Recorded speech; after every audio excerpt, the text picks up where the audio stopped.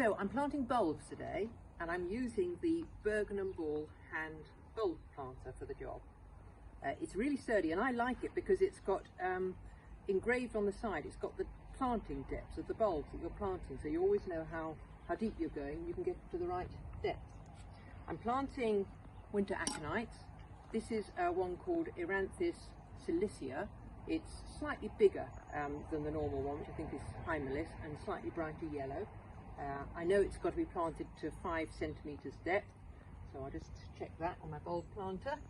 It's got nice serrated teeth, so it tends to cut through the turf really easily if you're naturalising it in turf.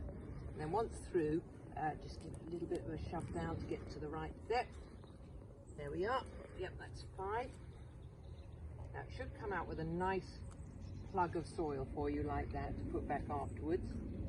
We'll drop our bulb in.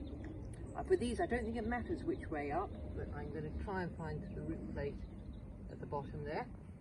Then I'm just going to loosen the little plug of soil that came out as I was digging. So I want that to pop back on top with hopefully the turf back on the top like that, so it'll grow back again nice and quickly. There we are. Bob's your uncle.